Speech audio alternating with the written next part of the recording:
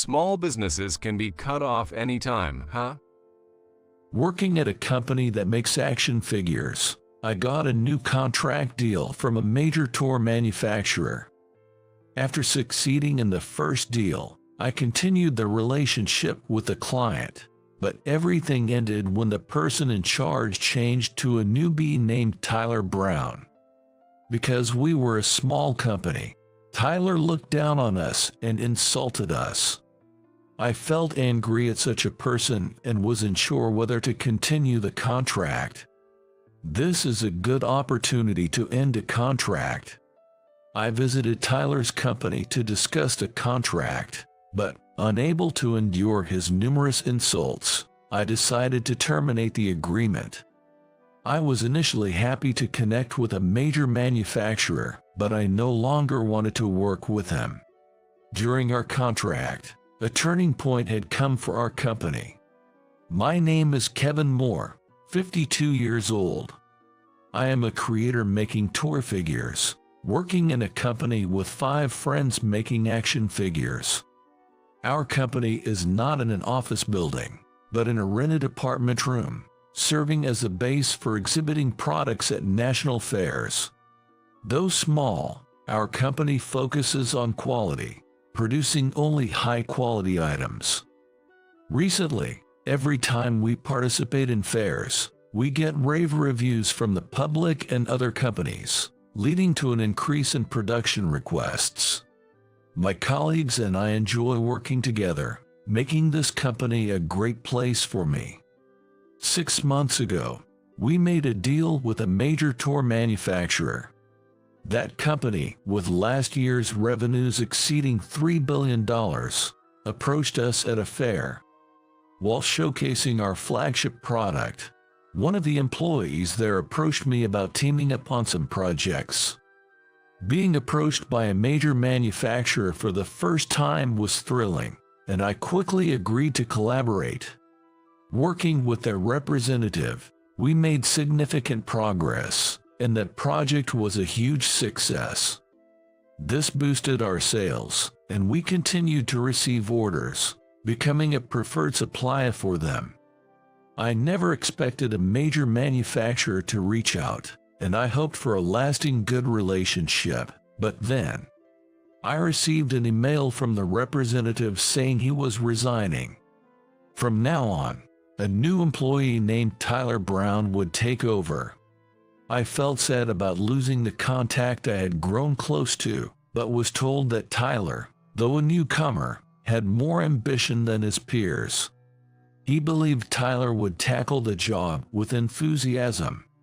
Trusting his words, I replied, looking forward to working with Tyler. Then I visited their company to meet the new representative. Nice to meet you. I'm Kevin from Toy Scout.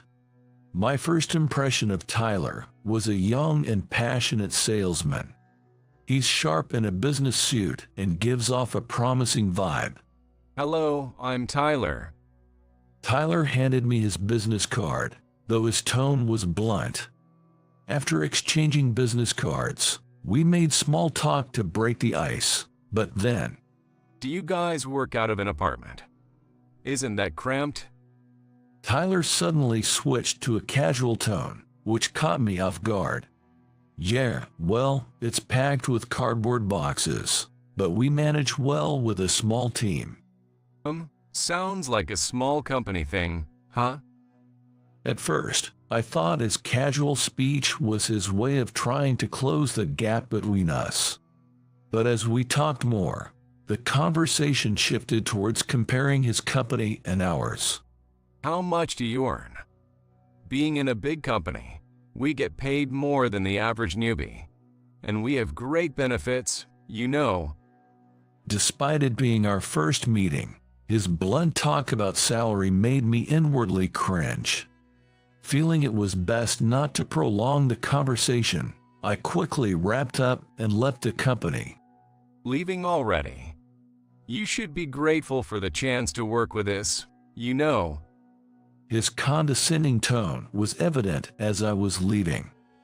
If I had ended the contract with him right there, I might have saved myself time and effort, but I felt too bad for the previous person in charge to cut ties. Later, Tyler requested the production of a prototype, which we accepted without charge. I got talked into doing it for free by the team, thinking it would boost sales and visibility, but it turned out to be a mistake. Even if it was just a prototype, it contained our dedication and should have been charged for. After sending the prototype to Tyler, he requested improvements. When I mentioned that we would charge for the revisions, he coldly said, "You won't do it for free. Then never mind." What? While we had other jobs, we worked overtime trying to impress the major manufacturer, but Tyler acted as if our requests didn't exist. Since we had initially agreed, we felt we had no choice but to accept it quietly, but this started my distrust of him. Doubting Tyler over the pro bono work, I went to his company to discuss whether to continue the contract. There, Tyler demanded more disclosure of our product's information, asking for detailed company secrets like supplier lists, know-how, and customer lists. Would you sign a non-disclosure agreement before sharing that information? I insisted on this to avoid any verbal dispute about who said what later. Tyler pouted, showing his displeasure. "Why can't you just tell me? I won't tell anyone, and we don't need to bother with a non-disclosure agreement." He refused. I remembered it took quite long to get a contract draft during the pro bono work. Despite my repeated reminders, Tyler always had some excuse about internal delays. I came today to talk about the contract. We did the last job for free, but if we continue, we'd like to charge for everything, even prototypes. I told Tyler that we would need to be paid if we continued working together. I learned from our past mistakes, so for this contract, I've decided to make sure we get paid properly. What a low move, charging for just making samples. This is why I hate dealing with small-time companies. You don't know your place. Waiting for Tyler's response, I was met with his rant against me. I wanted to handle your account because the previous guy seemed to enjoy his work, thinking I could easily make a name for myself. I didn't miss Tyler's muttered words. Wait, you weren't recommended by the former rep. What? When I heard about the resignation, I asked many times to be put in charge. I had assumed that the previous rep trusted Tyler enough to hand over the job. But I was wrong. It turns out Tyler had aggressively volunteered for it. Working with small companies is so uninspiring. Is it okay to say that? Just because you're from a big company doesn't mean you can get away with such insults. Complaining in front of a business partner is utterly unacceptable. I tried to call Tyler out, but he just glared at me, annoyed. Don't preach to me, you small-timer. Talk big like that, and I might just stop giving you work. Tyler's true colors showed as he scoffed. Small businesses can be cut off anytime, you know. He hinted at canceling the contract to get us to comply. If you don't want the contract terminated, then stop dealing with other companies and hand over your information and technology to us. Are you saying you want to monopolize our technology? He seemed intent on ensuring we didn't share our skills or information with others. If he's not willing to show any signs of building a good relationship with us, it means he's just looking to cherry-pick our technology, extract as much information as possible, and then ditch us. You're a small company, right? Getting approached by a big player like us doesn't happen often. It would be wise to just comply with our demands if you want to build your track record. Tyler was using his position at the major manufacturer to intimidate me. If I gave in and handed over our technology, all our hard work would be for nothing, and we'd have to accept it silently. That would make it impossible for me to face my colleagues. No matter the threats, I resolved not to be swayed. If you want to continue doing business with us, please agree to a fair contract. I spoke my mind directly. I figured neither of us wanted any trouble in our dealings. I looked Tyler straight in the eyes, but he just smirked and didn't respond. Impatient, I said, "If you're not willing to agree to a fair contract, I want you to delete the information we've disclosed so far." Then, You're naive, you know. I asked for disclose, but it was your responsibility to comply. Therefore, any information you've disclosed is now ours to use as we see fit. You have no right to interfere. Tyler's arrogance was infuriating. Fortunately, we hadn't disclosed all our secret info yet. So, our developed technologies were still safe. To prevent any further exploitation by such a person, I made a decision. This is a good opportunity to end a contract. What? Tyler was taken aback, still smiling. I've realized we're not a good match, Tyler, so let's end this contract and our future dealings. Thank you for everything so far. I greeted to Tyler and left the company. Wait, just a minute. I won't allow you to end the contract.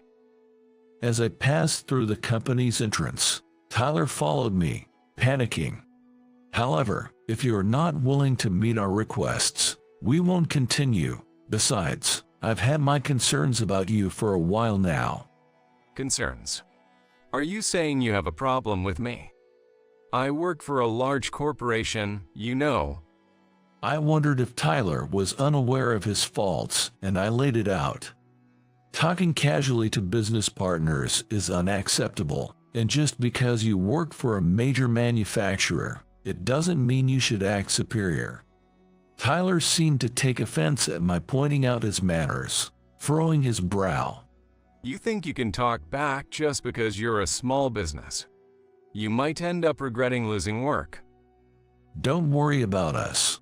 We have other clients, and our technology has improved, finally yielding results. What do you mean, yielding results?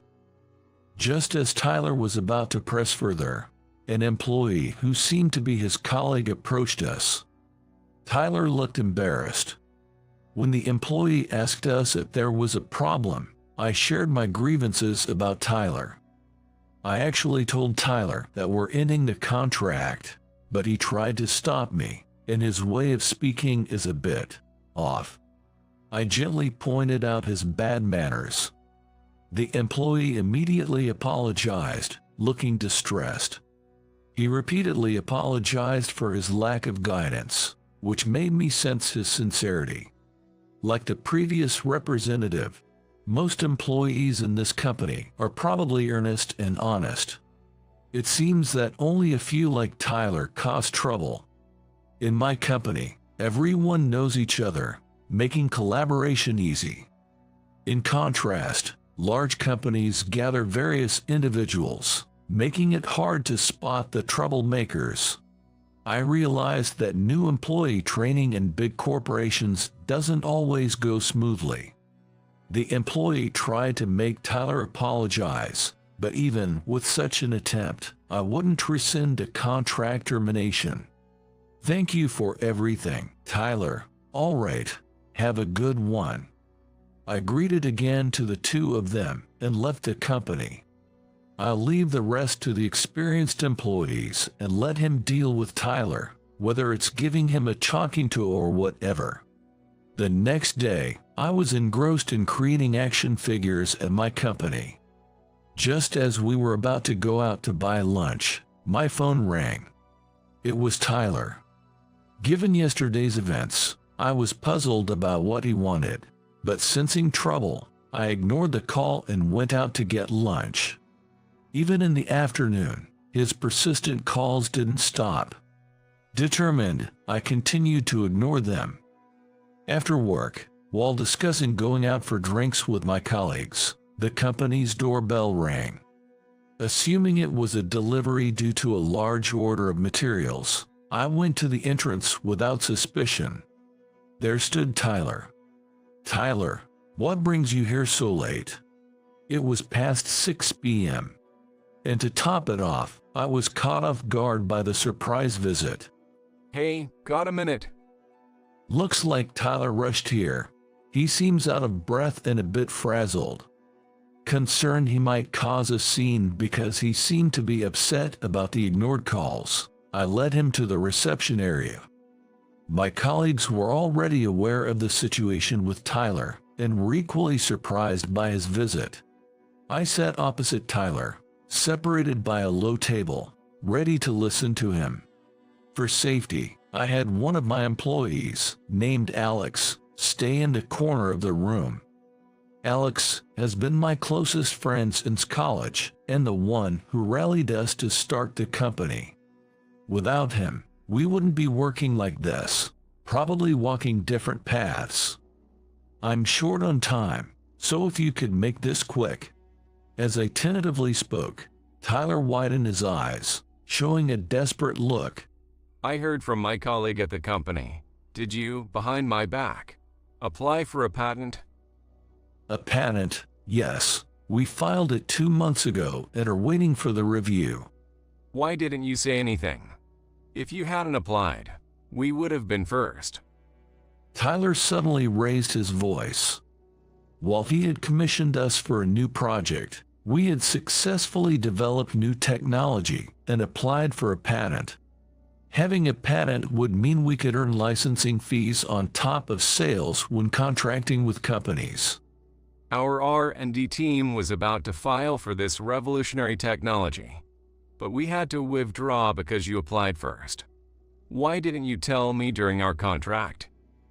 There was nothing about the patent in the contract, so we didn't see the need to mention it. As I explained calmly, Tyler slammed his hand on the low table, making a loud noise. It seemed like an intimidation tactic, and I felt irritated. Could you please not make such loud noises? If you intend to cause a scene, I will contact your company. I said this and glanced at Alex, who was standing by in the corner. Thinking he might be reported to his company, Tyler regained his composure, cleared his throat, and sat down again. Anything discovered during the contract should mean that all patent and intellectual property rights belong to us.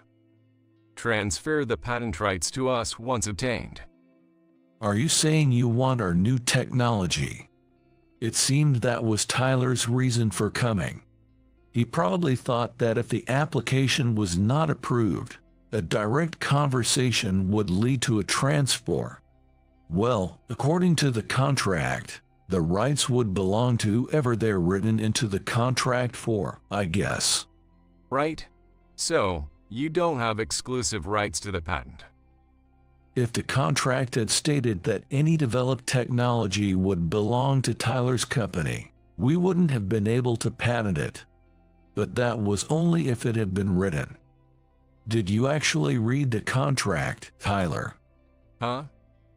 I pulled out the contract we had signed from my desk and showed it to him. To make it clear to Tyler, I read it aloud. The contract had rules set between both parties, including that all intellectual property rights, like patents, would belong to my company. What the heck? Clearly, Tyler had not fully grasped the contract's content. Perhaps being new, he hadn't paid attention to the details. This contract is invalid. It can't just favor you. Tyler started ranting like a child. Sighing, I pointed him to the last page of the contract. This agreement represents the complete agreement between the parties regarding its subject matter. All prior agreements, whether written, oral, or implied, are void upon the execution of this contract. In summary, what's written in the contract is final, and any verbal or email promises have no legal effect. So, no matter how careless the writing, as long as it's in this contract, it's absolute. So, My rush to call and withdraw after learning you applied was all in vain. Tyler was pale and trembling. It seemed he desperately made those relentless calls because he couldn't afford to miss out on a potential patent and couldn't easily break off a contract as a newcomer. Then grant us a license. Does that mean you want an exclusive right? That could be considered a violation of antitrust laws. Misusing your dominant position might even invite regulatory intervention, so you better watch your words. Feeling his position threatened, Tyler became frightened when I warned him. I wasn't going to let him force an unfair deal on us any longer. I told him straight. You're not suitable as a business partner, not just your language, but your arrogance in using the position of a major manufacturer to dominate us disqualifies you as a salesman. We no longer wish to contract with your company. This will cause me trouble. I was severely reprimanded by my colleague last time, and he threatened that it won't be pretty if I lose this contract again. Please give me another chance. Tyler pleaded, getting his head down on the low table. It seems he was scolded by the experienced employee after I left his company, but that's not my concern. No, I can't trust you anymore, Tyler. We refused the licensing deal, so please leave. Deciding there was no need for further discussion, I urged him to exit. I glanced at Alex, who had been on standby, and he seemed to be making a phone call. Meanwhile, Tyler showed no sign of moving from his chair. Do you intend to stay there? I'm a man too. I won't leave until I get another chance. Tyler glared at me with a determined look. Hey, Kevin, why don't you come work with us? I'm sure you can create new technology with this. Huh? To my surprise, Tyler tried to poach me. Unlike this place, our company offers high salaries and excellent benefits. We have ample facilities and materials for research, making it a great workplace for a creator like you. It's wiser to switch to a major manufacturer than to keep working on small projects here. Alex and I were speechless. Not because we were flattered by the offer, but because we were appalled by his condescending remarks. You're mistaken. Huh? As I glared, Tyler's face went pale. This company was founded by people who love creating figures, sharing the same passion. Sure, we're small, but we're far more comfortable here than at a company like yours. I felt angry at the insult to the company I founded with my friends. No matter how big their company, they shouldn't belittle others. Can you apologize for insulting our company? I'm sorry. Tyler mumbled an apology and then looked down, showing no sign of getting up. If you have no intention of leaving, I guess we have no choice but to call your parent, your company, to pick you up. I asked Alex to call Tyler's company. It turned out he had already contacted them, and someone was on their way here. Hearing this, Tyler became visibly panicked. Please spare me that. If I return to the company without any results, I'll be the laughingstock. Tyler shook his head vigorously, showing resistance. Everyone makes mistakes, except what you've done. Come on, stand up. I tried to lift Tyler by his arm. However, he stubbornly refused to leave, clinging to the chair. Alex and I were appalled by his childish display. Actually, I sneaked out of the company to come here. If they find out I left, I'll be in big trouble with my boss. Then you should apologize honestly. It's better for you to do it sooner rather than later. As I tried to persuade the reluctant Tyler, the company's intercom rang. It signaled the end of the chaos and the beginning of Tyler's reprimand. His boss had arrived. It seems he got a call while searching for Tyler and hurried over to our place. Upon seeing Tyler, the boss scolded him loudly. Yikes, I'm sorry. Tyler cringed and started crying under the scolding. His boss apologized to us profusely and promised to visit again later, then dragged Tyler back to their company. Tyler likely faced more severe reprimands from higher-ups upon returning. Once the storm had passed, I felt a weight of exhaustion and went home with Alex. Later, as promised, Tyler's boss and an executive visited our company to apologize. When we reported Tyler's insult as a small business, they agreed to all our terms and offered to pay compensation.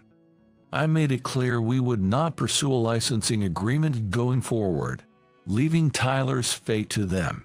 Concluding our discussion, Tyler became infamous in his company for his major blunder and unauthorized departure during work hours, drawing unwanted attention. And then, his insulting remarks about our company and his arrogant attitude were frowned upon, leading Tyler to end up with a 1-month suspension. During this time, his peers rapidly advanced their skills, growing into competent professionals. After his suspension ended, he was confronted with their success.